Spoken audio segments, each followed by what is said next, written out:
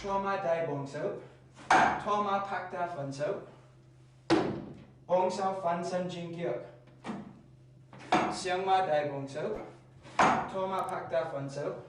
Bong sao fan san jing kiok. Siang ma gang jam sao. Loi xin wai loi kwan sao.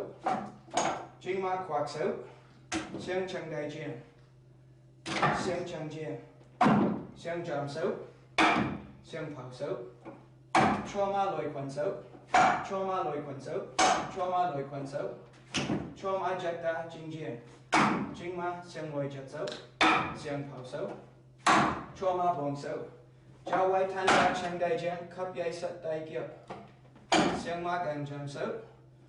Loi xin wai loi kwan sao. Loi xin wai loi kwan sao. Chua ma loi kwan sao. Chua ma jet da chang dai jian. Jing ma siang loi jet sao. Siang pao sao. Chua ma bong sao. Jiao wai tan da chang dai jian. Kap yai sat dai kiap. Siang ma gang jam sao. Loi xin wai loi kwan sao. Chua ma jet da jing jian. Jing ma siang loi jet sao. Siang pao sao. Huyên phục sao. Jet sao. Liu sao. Chua ma jam sao. Loi xin wai huyên da chang dai jian. Thua ma ngoi kwan sao.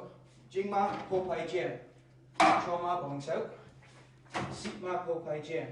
Thoi ma gang jam sao. Jing ma po pai jian. Chua ma bong sao. Sit ma po pai jian. Thoi ma gang jam sao. Loi xin wai loi kwan sao. Chua ma jet da chang dai jian.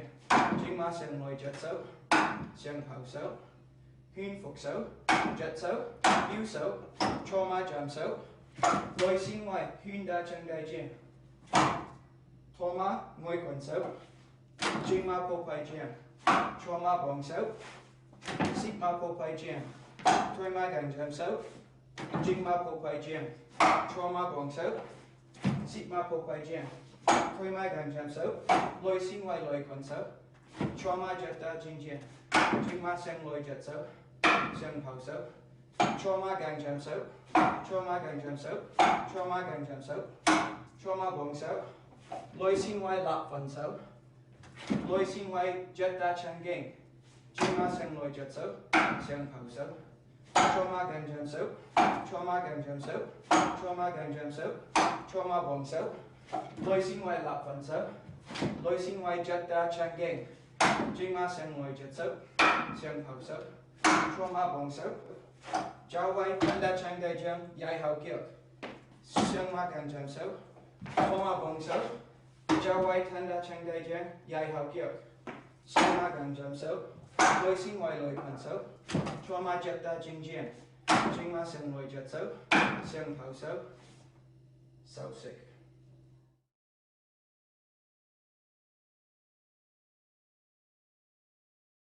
All right, this is the third set.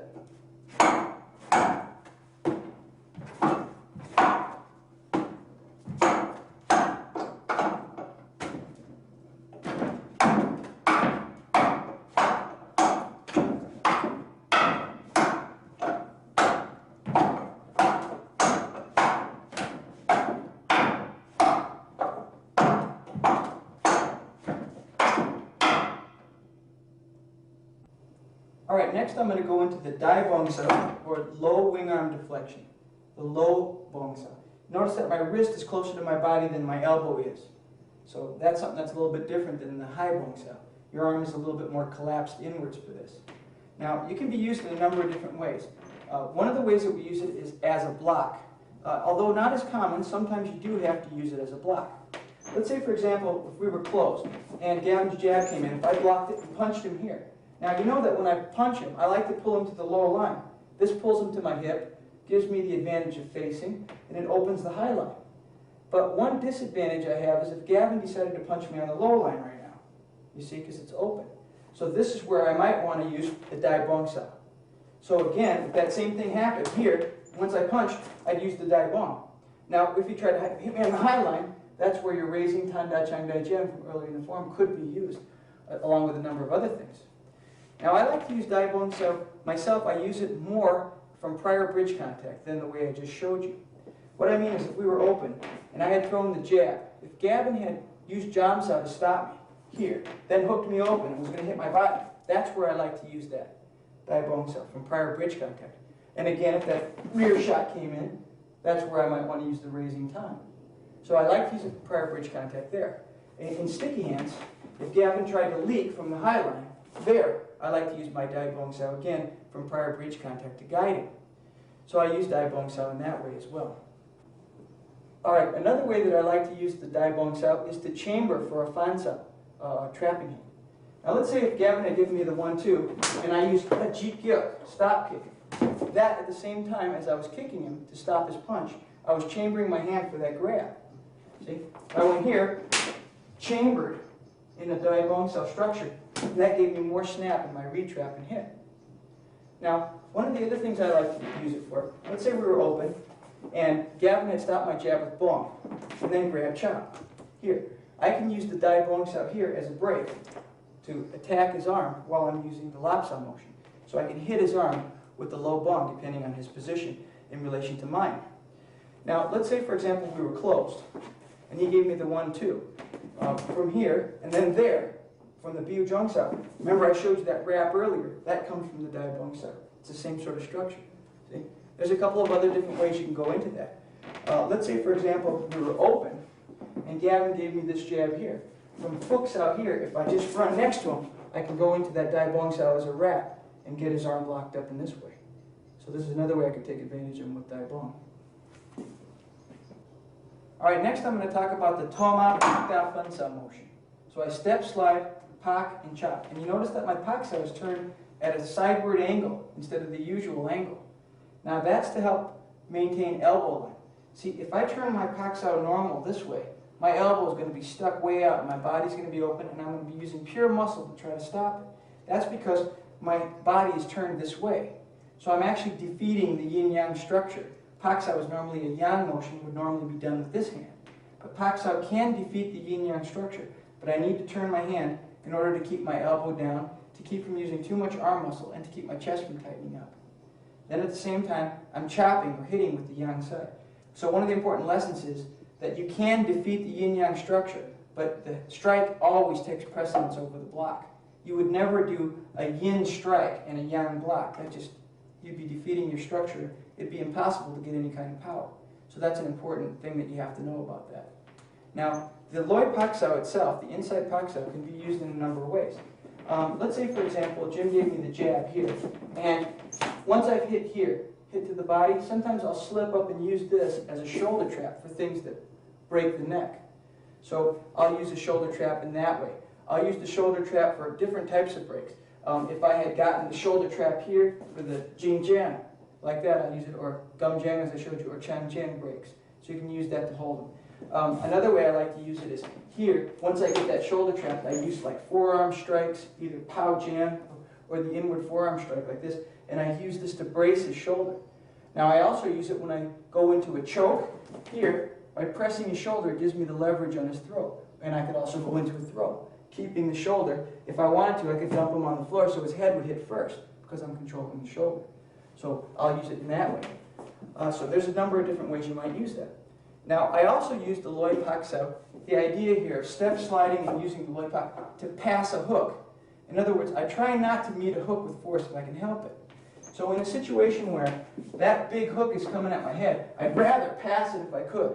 You know, whether I touch it or not, I'd rather do this, and I'd rather not try to meet it. Now, there are times when I have to, but I'd rather not block it. So whenever possible, or with an elbow, same thing. If the elbow were coming in at my head, I try to pass that thing wherever possible. So I try to slowly meet it and then pass by it with the Loi Pak Sao. Now, this also introduces us to the what's called Moi Sin Wai, or the outside-facing relationship on the dummy. Because when I move, I'm moving along the semicircle. You might think that I'm walking this way, but I'm actually walking around the dummy a little bit. So I'm on that semicircle, and I'm not getting any further than I was before. I'm just going around him to gain a better advantage of facing. But that relationship, that Moi Sin Wai, it's also a form of Wing Chun footwork. When I turn and step away from the line, turn and step away from the line. That's called Moi Sin Wai, or outside line-facing footwork. Now, some of the times that I use Moi Sin Wai is to help me get a little bit better advantage of facing, or a little bit better angle so I can fit my strike in. Say, for example, in the combat lap sao, what we call the combat lap sao drill. Normally, when I go into the pocket here, Jim usually responds there. Now, what I could do here, especially if this wusao was a little bit forward from where it normally is, I could then use the outside-facing footwork to fit that in and get a better angle. See, once again, if we were doing it on this side, it might show better here. So when I go in with my pocket kick here, and Jim stops me, then what I can do is then slip up underneath using the Moi Sing Wai footwork. Then I can go into a number of other combinations. So this is some of the ways I might use that. Now, I also use the Moi Sing Wai, or that particular type of stepping, to step off to a better angle of fighting. Let's say, for example, we're open here, and Jim threw me the jab, and I use bong. Now I might step off here to get a better angle of facing to attack him from an oblique position. See, what happened was, here I'm facing him almost dead on. And if I was going to try to push that hand, if it was real strong, it'd be forcing myself a little bit. But by taking that step to the rear, I'm improving my angle of facing. It requires less power to exclude his hand than it would have had I stood where I was. So I can use it that way. Now, if he used the bong sao, it would be the same thing. I could do the same kind of a step-off action and just attack from a better angle of facing. If he used the jam sao, I could do the same excluding punch using that same step-off. Now, stepping off to an improved angle of facing can be used in chi sao as well. Now, an example would be from my time here, like I showed earlier with that cow sao stretch. What I could do is use that step-off to improve my angle and add power to that cow da chopkin. See, by stepping to the side, or on this side, by stepping to the side, it brings me closer in. It stretches his arm that much more. So it gives more power too, because my weight's moving into the strike. Now, in the dummy form, I follow it up immediately with that turning in and kicking. Well, the same idea is what I just did here. Let's say we were open, and Jim gave me the jab. If I had stepped off here and done something like this, that step off, then turning back in to hit him again from this new angle, is the same fan sound or regaining of position that I used with the kick, which I'm going to show you in a minute how that is exactly applied. But the same idea of once you've gained the outside relationship, to turn it back in to your advantage. That's known as fan san, and that's the same idea as the kick. Now remember that when you step off in the dummy, you step on that semicircle. That's important. You don't want to get yourself too far from the dummy. So this tells you, in a nutshell, that you have a few different ways you can relate to the dummy. Straight on in the middle, pivoted one way, pivoted the other way. Stepped off on the semicircle, pivoted one way, or pivoted the other way. Or stepped off on the semicircle the other side, pivoted one way, or pivoted the other way. Alright, next I'm going to talk about the Bong Sao Fan San Jing Gyuk motion. Here. So you notice that what I do is after I've stepped out on the semicircle, very important, I pivot out on the ball of my foot, not on the heel. It's the only time you're going to see that happen in the form. Most of the time you pivot on the heel. I'll explain it in a minute. Now, your elbow is about eye level. When you're doing this movement, you're holding this about eye level. So the first thing I want to talk about is, why we do that. Well, this is what's called your zhong sao, your guarding hand. And normally it's held right in position just like the beginning of the dummy form taught you. The thing that you don't want to do though is when you start to kick, especially at a certain level, you don't want to bang into your own elbow.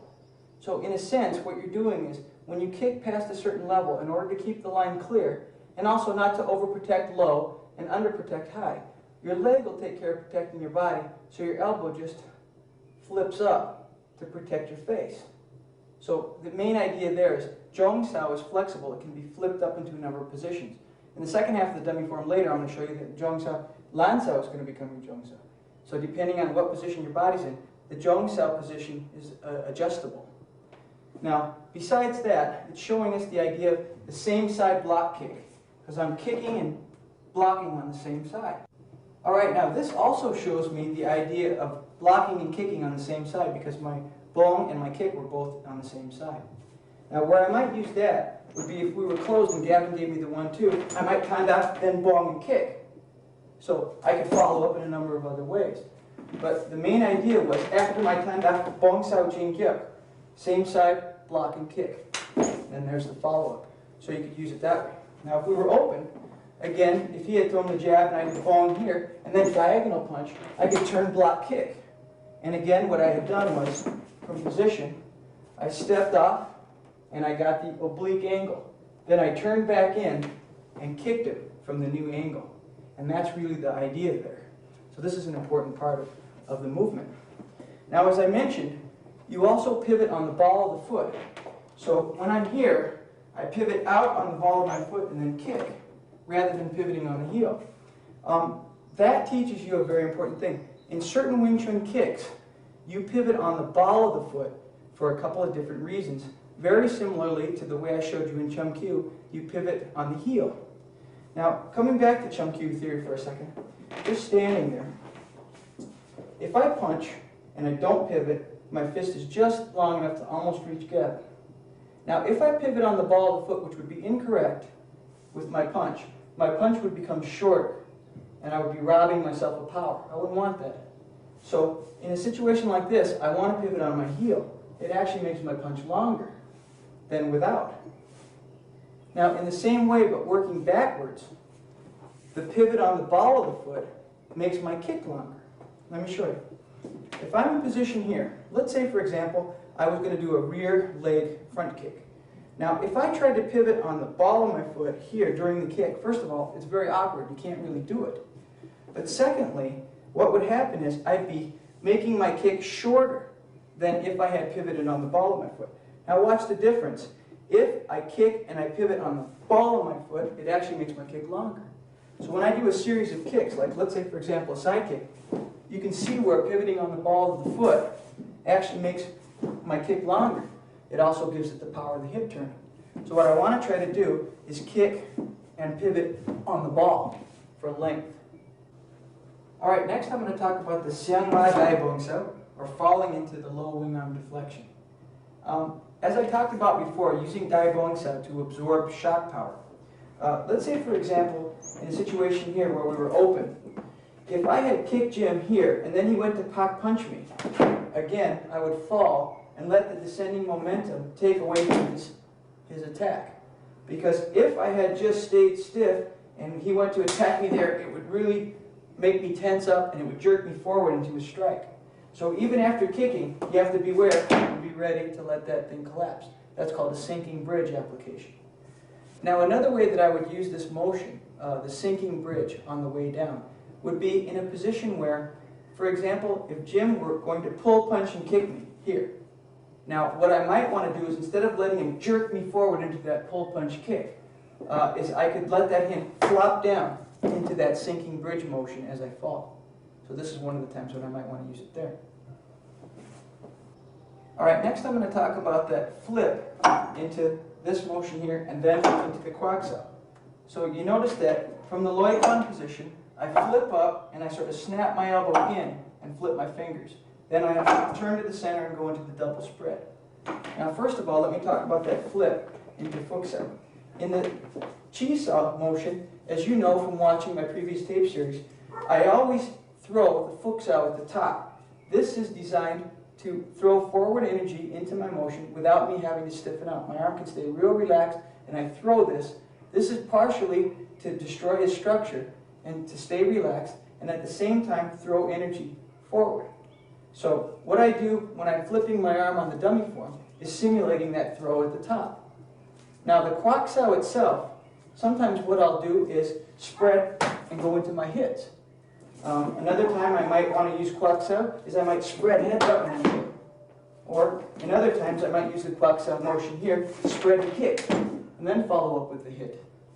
I can also offset the timing so that instead of doing them both at the same time, I can do one and then the other. So what I did here was split him into the first one and then the second one.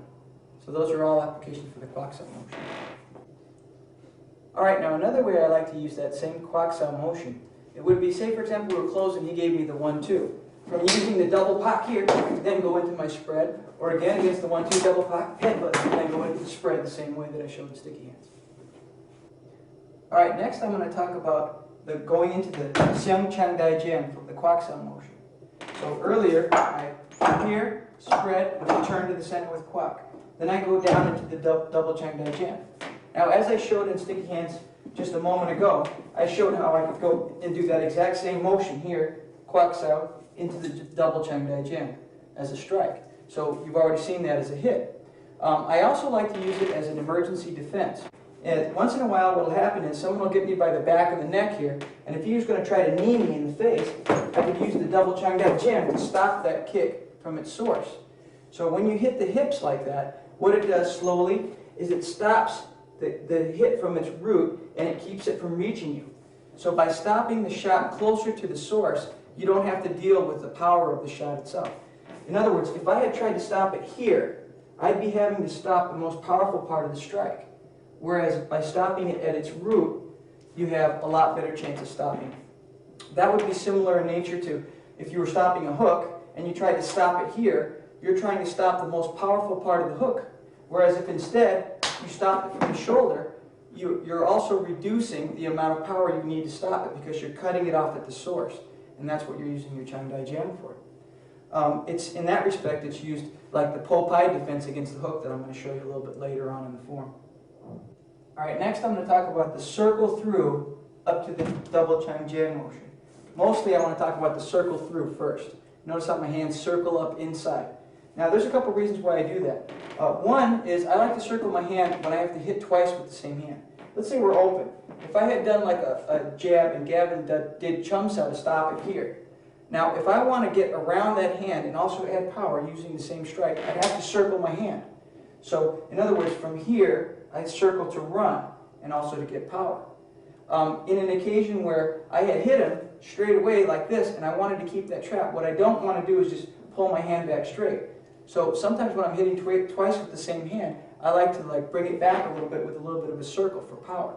So this is another time when I use that sort of a circle through from one hit to the other. On the low line, rolling up to the high line is another time, or high line rolling down to the low line.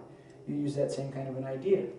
Now, you could offset the timing. If you notice, you go double Chang Dai Jiang, roll, double Chang Jiang. You could do half, or you could do one at the same time as the other. You could offset them. So, in an example of that, let's say we were open and Gavin gave me the jab here, and I went into the Chang Dai Jiang strike here. There's my first one. Then what I might want to do is circle that out of the way while I do the other one, and then finish with another one of these. So I could do it in that way. So, in other words, I went here, there was one, there's the other, there might be another on the low line. Another time I might want to do it is if the jab came here and I went in here with this shot. Or again, if I went in here with this shot, the Chang Dai Jiang. Then I might want to go here, then here, then here. So I can offset the high and low Chang Dai Jiang strikes. A lot like what I did in the Buji form. Alright, next I'm going to talk about the double Chang Jiang spade palm attack, rather than the roll through, but the actual strike. Now the time when I would use that the most would be as a defense against that same motion.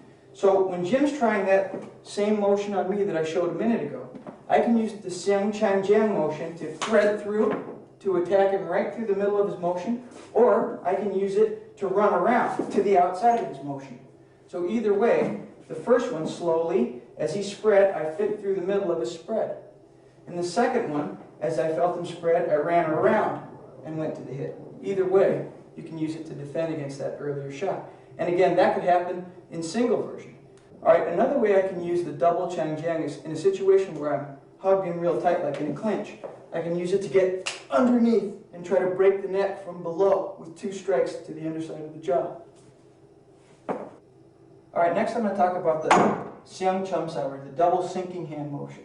So my hands kind of go inward and chop downward. Now, one of the ways I like to use this is sort of a cross between Gang Sao and Hang Sao of the Su Lim Tao form. Sort of a hybrid version, a little bit between both of them. It's more aggressive as a strike to the opponent's arm. Say, for example, my hand is extended. Let's get open. My hand is fully extended now, and Gavin would like to hit me in the body. See? Because I'm open. So what I can do is use Chum Sao to sort of chop down on his arm. Instead of using, for example, Hang Sao that's to exclude him, which was fine, or Gang Sao to block, it's sort of in between, and it chops straight down, aggressively attacking that limb, then follow up with whatever other motion. So it's a little bit more forceful, but it's attacking the guy's limb. Now you can use that too. Let's say that rear kind of a shovel hook uppercut was coming in. And I would use it there, just like in the Su Lim Tao form when I have the double Chum Sao. From position there, it's right here. A double chop right to the joints of the arm. So we can use it this way. Now, another time when I like to use that hand is when I use it as a run. Let's say I've thrown this jab and Gavin uses a jump shot to stop that jab. Then I'll run it down and use that to just push him down into my punch. See, once the jab was pushed down, I ran around, attacked his arm, that also pushed him down, so he leaned forward into my punch. Even if he used the same chum sao against me, it conquers itself. So as soon as he blocks it down, it runs down in this way.